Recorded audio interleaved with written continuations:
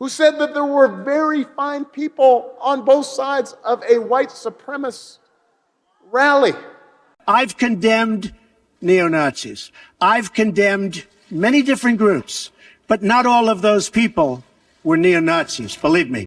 Remember when we all believed in Barack Obama? I never liked him. Well, I liked him. I thought he was going to be pretty good. I liked all that hope and change. I liked the posters. I liked the message. What I didn't like is the 2008 financial crash and then the bailing out of the banks. What I didn't like is the ongoing droning of Syrian children. What I don't like now is Barack Obama propagandizing audiences to misinterpret something that we now know was never intended to be a hateful comment. The good people on both sides, Charleston remarks of Trump, when heard in context, it sounds like conciliatory language. When isolated and edited, it sounds like he's saying, I'm racist. And obviously one of those messages is more powerful to the establishment and one of the common tools used to delegitimize their opposition. Let's have a look at Barack Obama saying to Jewish voters that there were very fine people on both sides, and using that trope, I guess, in a propagandist and, simply a campaigning way. Maybe you're Muslim American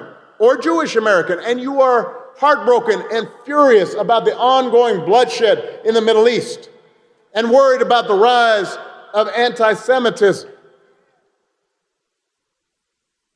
Why would you place your faith in somebody who instituted a so-called Muslim ban, who sat down for pleasantries with Holocaust deniers, who said that there were very fine people on both sides of a white supremacist rally? They're still doing the same stuff. They're still doing the same stuff because the very fine people, we'll have a look at that in a moment and, provide the necessary context. And when it comes to the Muslim ban, isn't that the very kind of policy you can imagine governing Democrats emulating, mimicking, and aping? Wasn't it at a time where there was deep concern about terror and it was a temporary ban on travel from Muslim countries? Now, that isn't the kind of stuff that, that I'm kind of down with, to tell you the truth. But you're America, you're Americans, you got the right to control your borders, I guess. And if you vote for a president who does that, that's it's up to you. That's what electoral representative republicanism, or indeed democracy, means. Now, let's have a look at the reframing of that information. The Trump very fine people versus the CNN very fine people. And this is why you can't trust legacy media anymore. You have it? Okay, I'm being told we have it. Thank you. Run it, please. Excuse me, to protest. Excuse me, they didn't put themselves down as you, and you had some very bad people in that group. But you also had people that were very fine people on both sides. That was President Trump saying that very fine people were marching alongside neo-Nazis and skinheads and white supremacists. I've condemned neo-Nazis. I've condemned many different groups, but not all of those people were neo-Nazis, believe me. Not all of those people were white supremacists. And you had people, and I'm not talking about the neo-Nazis and the white nationalists, because they should be condemned totally. But you had many people in that group other than neo-Nazis and white nationalists, okay? Oh God, he's actually trying to tackle nuance. It's the very opposite of the characterization of Trump as belligerent, bombastic, and reductive, which he can be to his benefit, actually, when you think of the garbage truck stunt and how well he played that out. But when it comes to the idea that because there are marginal voices within a group, that group should be characterized in that way, that is indeed in itself the essence of all racism and all bigotry. My country, the United Kingdom, has been, to a degree, torn apart as a result of bureaucratic, centralizing, WEF-style government from someone that would have, I don't know, man, he would have once been a conservative, he'd have once been Labour, but he's above all else an authoritarian and a sort of child of the Klaus Schwab era, our current Prime Minister at the moment, Keir Starmer.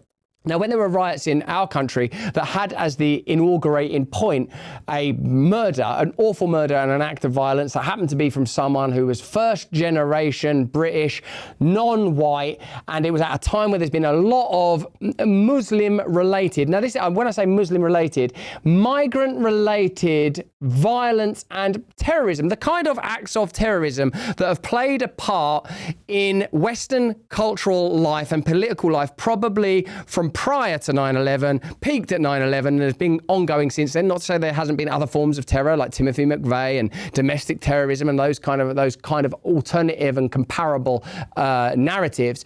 In my country now, there's a lot of concern about migration, and in particular, illegal migration, and perhaps more specifically still illegal migration from Muslim countries. That's the concern of the people.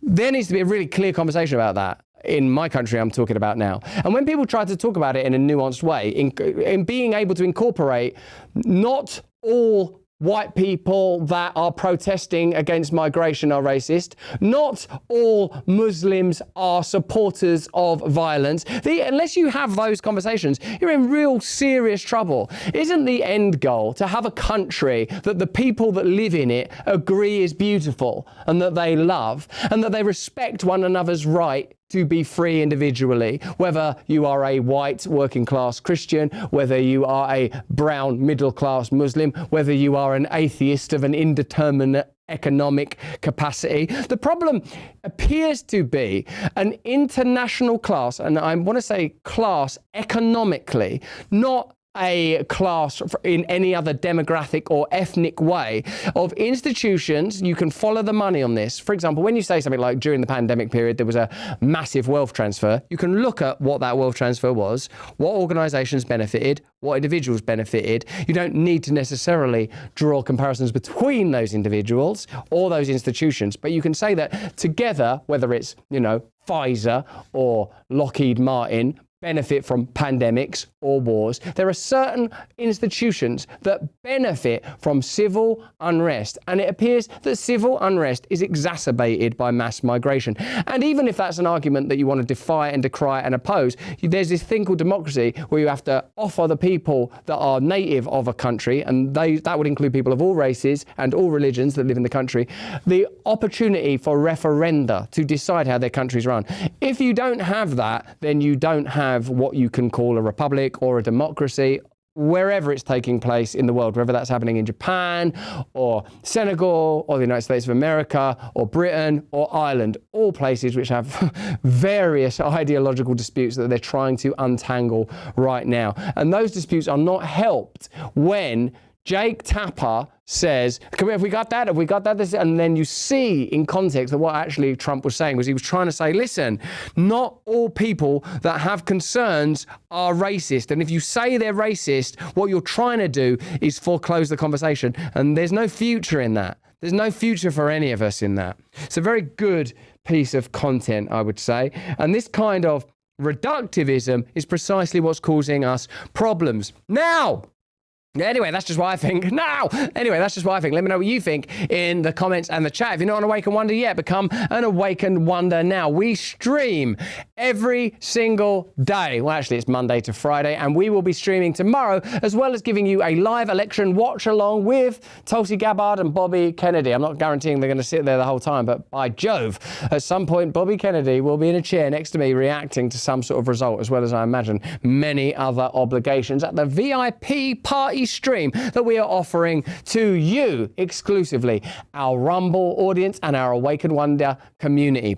Do you know that with the forthcoming election, there's a good chance that the world will be, and in particular America will be, a lot more crypto friendly? And that's where today's sponsor, Go Mining, comes in. They offer a new way of earning Bitcoin by buying NFTs as a means to acquire a share of hash rate power already dedicated to Bitcoin mining. It helps to avoid difficulties associated with purchasing and maintaining mining equipment. The cheapest NFT is only about $25. The dashboard's pretty easy to navigate, even if, like me, you don't really understand cryptocurrencies that well, except it seems like a sensible thing to be invested in when fiat currencies around the world are collapsing. It's easy to operate. Go Mining has 9 data centers worldwide with significant computational power, offering the lowest electricity rates. Check out Go Mining's website and get a 5% discount using the code STAYFREE. My code is valid only for 10 days from now. So check it out now. If you're interested